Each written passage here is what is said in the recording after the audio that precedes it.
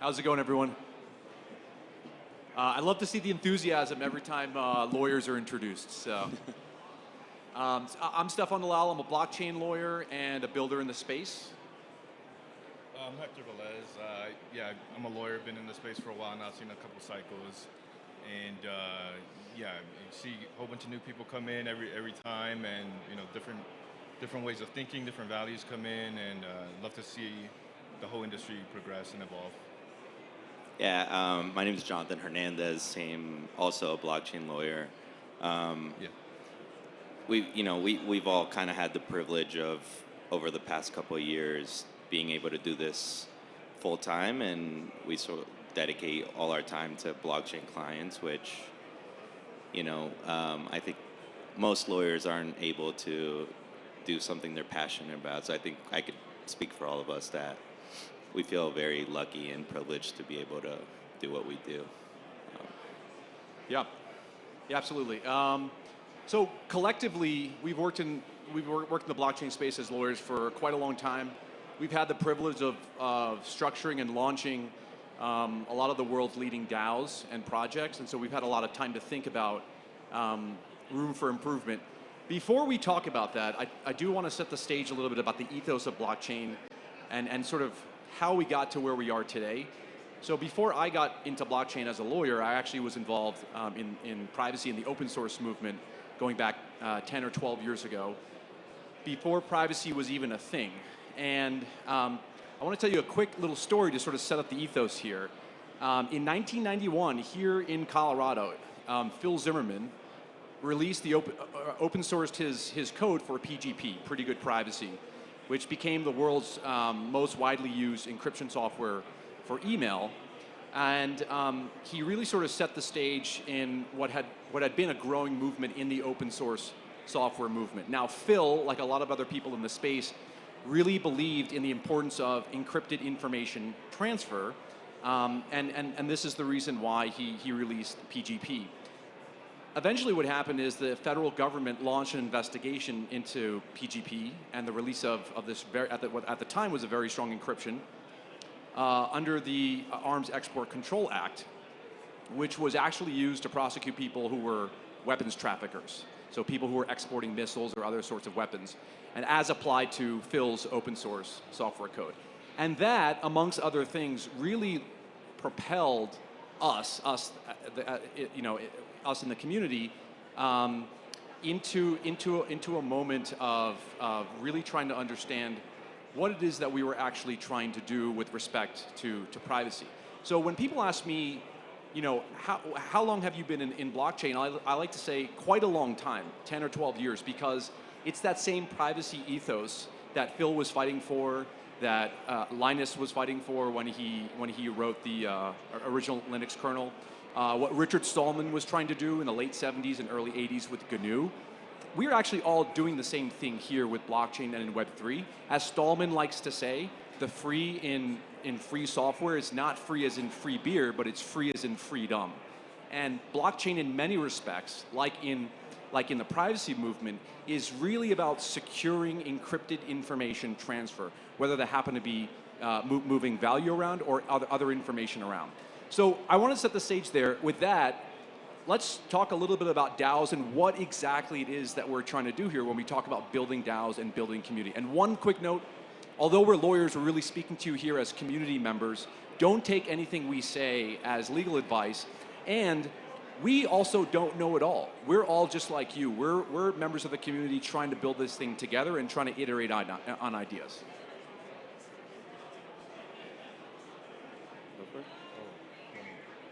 Yeah, I can go. So I think, when it comes to DAOs, there's different sort of reasons that people build these DAOs and structure the DAOs the way they do. I think, unfortunately,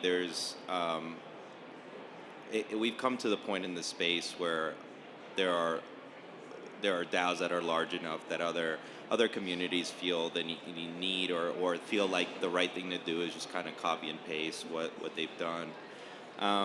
But if we take it back to sort of the original ethos and principles of decentralization, and the original sort of reasons for building these DAOs, we kind of break it down to two things, right? The first is being able to bring out that ethos of open source software, where a lot of the work that's being done um, is initially done by someone with an idea or a group of people with an idea, but they are able to share that idea with a group of community members that have a similar mindset, for example, and then they're able to um,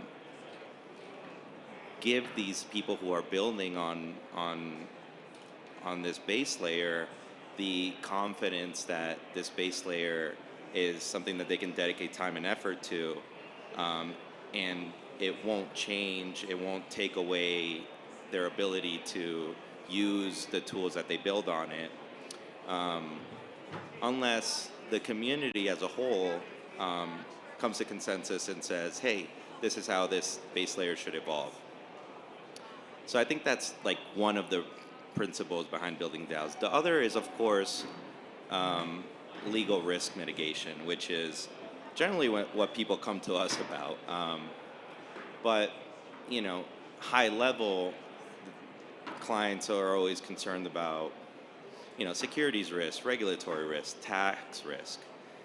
Um, the reality is that if you focus on the first principle, which is decentralization, building a community, then the rest of it follows, right? Like what you come to us generally about are, and what we're going to tell you, are things that come organically when you have a community that's built out and that has the ability to really continue the principles that they believe they believe in.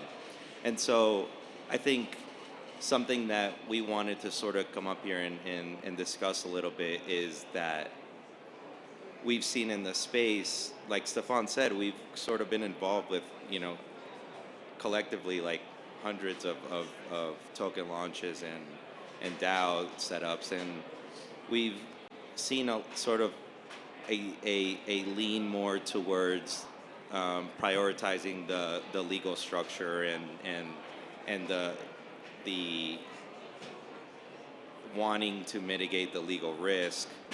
And what we'd love is for the principles, the ethos that originally brought these things to life to not be left behind when we're thinking about how to build them. And like I said, if you do focus on that community building and decentralization, the rest of it just kind of follows naturally and organically. And so you don't have to sort of, fit a square peg in a round hole. Like you don't have to create things for no reason. There's no need to over-engineer and over-structure these DAOs, because it'll come organically as long as you have a group of loyal followers that believe in your product and want to keep building. Yeah, and I guess just adding a little bit there about the values. I think we always have to kind of step back and think about what we're doing. Like, why are we doing this DAO, and why are we creating? Why is this decentralization important? I'm sure a lot of people have talked about that throughout this conference, and you hear about it all the time. But it's something to constantly look at and think about, and seeing if we can maintain those principles that that Jonathan just talked about, and more. Like, so like we're not doing this. Like, I think we can all agree, like this, if you set up a DAO, you're probably not doing it to be super efficient. Like it can be clunky, it's a little awkward. Proposals and voting and trying to get things done can kind of be difficult sometimes, especially with politics and disagreements within the DAO. But the reason I think a lot of us are drawn to this is because it goes back to what both these guys were saying, but being able to be in a more fair environment, and be in a place where there's a level of democratization of everybody can participate, everybody can drive the development of the application, everybody can the economy is driven by the people, and we the people are outside the hold of a sovereign or the overlord person who's controlling the system. And so keeping those ideas in mind, and those were the ideas of that's generally the blockchain ethos. And as we see more people coming into the space, we see different values get combined with that, and oftentimes even forgotten. Even those original values are often forgotten, and whether that should be the way or shouldn't be the way, that's still to be found out. We'll see how DAOs look like in 10, 15 years from now. But it's important to, from my own personal perspective, I think it's important to try to hold on to those values as much as possible. Yeah, I'm going to say something that might sound a little silly or obvious. I think when people talk about decentralization, which feeds often directly into DAO, there is an overemphasis and over-prioritization of technical decentralization. In other words, when you look at a project and you ask whether or not it's decentralized or whether it's sufficiently decentralized, the sole focus typically tends to be on the technical stack, right? So, I mean, if you're running Hotwire in the early aughts, like you're running a centralized entity, no one would say that that's a decentralized system, fine. But the merits of decentralization don't live and die by whether or not it's just a technical stack, because decentralization is more than just a technical stack. So there is an over-prioritization, over-focus on technical decentralization and not enough on what I would call ideological or philosophical decentralization. That, to me, is really the core of what decentralization and what Web3 is really about. And what that's about is not about the technical infrastructure, but it's actually about the community. Communitas really is a group of people who have a commitment to a shared value. I mean, this is the reason why Linux, going back to the open source movement, this is the reason why Linux got off the ground. Amongst other reasons, there were really no alternatives at the time. It forced people into position. They decided to go out and build something. But you wouldn't have got that level of collaboration had there not been shared value amongst those group of people. And so I think the over-focus on technical decentralization really leads to a lot of poor design choices when projects get to the stage where they're like, okay, now we're ready to put together a DAO. Now we want to, of course, we want to build in some legal risk mitigation, which is fine and appropriate. But the emphasis shouldn't be the first starting point, the first building block shouldn't be, well, let's get a DAO up and running because we want to mitigate legal risk. It really needs to be built behind and around a community first, and that really needs to take priority. And I'll give you a real-world example. I mean, there's thousands of them, but we're sitting in one right now, which is Ethereum. I mean, Ethereum is an open source software, but what makes Ethereum, yes, it's decentralized qualities from a technical perspective, but it's the community. We're all here sitting together. We're all here building together. We have access to source code where it provides for near infinite customizability. And source code is not some abstract, intangible thing. It's a collection of human ideas. It's about community. It's about us all being here together. And I think that's one of the things that often gets missed when projects reach the life cycle of saying, okay, now we're ready to build a DAO. Now we're ready to actually put this thing together. There hasn't been a lot of the lead up or effort put into actually building a community that will self-select into it to do what it is that you're actually trying to do with the project. Yeah, and I guess just to riff a bit on that, on the Linux example, I mean, I think, you're probably like, why are three lawyers up here telling me not to overcomplicate things and to take a step back, right?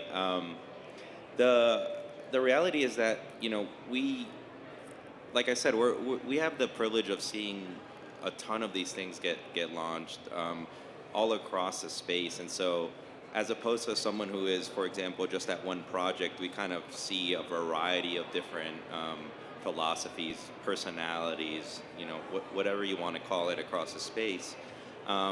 But I think everyone generally has the same idea when they come into the space, if they're here to stay, of course, and to keep building. And a lot of what we see in the current structures are the building of communities and trying to get people to come to your protocol and use your protocol by giving them what is essentially what ends up being an incentive tied to a token, right? And so, for example, airdrops. And look, I love a good airdrop, same as much as the next guy, but it should be a tool that you use to keep your community engaged and to reward them for contribution to your project, to the protocol. It shouldn't be a way to get people to come in solely for that airdrop, right? So it should be a tool, not the tool. And sort of the reason for that is that we see it time and time again, where you have, for example, airdrop farmers, right? Like they come in, they want to get the airdrop. Those aren't sticky users for your protocol. So, back on that example that Stefan gave on Linux, what kept those people, involved in Linux? What made them volunteer their time, their sweat, their effort into building Linux? And it's that they believed in the technology. It was a technology that they wanted to keep building for their use, and it wasn't tied to financial incentives in the form of, I'm going to reward you immediately for you trading on this DEX, right? Like that doesn't. At the end of the day, when you bring users in for financial incentives, you run into the situation where they're going to keep chasing the next financial incentive. And so, like we mentioned, we're kind of here and we're doing this. We were all lawyers in, other more traditional backgrounds a few years ago. And what brought us here is that we were users of various protocols. We were community members, and at least speaking for myself, I ended up being in a situation where I was, engaging with a variety of protocols as much as I was like billing at my, traditional law firm. And so we're here to not only continue to help building the communities and the protocols that engage us, but we're here to kind of try to keep people honest with the philosophies, because we're very involved in the sausage making, right? And so back to like one of my original points is there's a lot of like copy pasting, for example, in this space. And the reality is that a lot of the reasons that some of these documents are put together, or some of these structures are put together for some of the larger DAOs, have a lot of implications that aren't as clear to people that weren't really in the in the initial stages of setting it up. So because it works for one community doesn't mean it necessarily will work for another community, but you need to keep your specific community in mind when you're thinking about how to build these systems. So I think, a question is, what's something that we could do about it, or? Yeah, just wrapping up here, but I mean, that's a question. Again, it's a question we have to ask ourselves, and what we can do is, as members of DAOs or just of the community, of how we can actually make the decentralization word in the acronym DAO actually mean something. And so right now there's a lot of focus on like decentralizing a protocol on L1. How many validators are there? How many are there delegators? Are there nodes, validator nodes, and how many clients are there? ETH being on the more decentralized side, just having a handful. There's a ton of things that you can do to decentralize a protocol. I think we need to focus on what we can do to decentralize a DAO from what's within. whether that's making sure that a wide variety of people get a hand of tokens and are able to participate in governance, to just making sure that just making sure that we can do what we can do to make sure that everything's decentralized, and that way we can push forward those ideas and keep the ethos within the space. And I'll leave you with one last thought. Don't just build something great, but build something real. Thanks very much, guys. Thank you.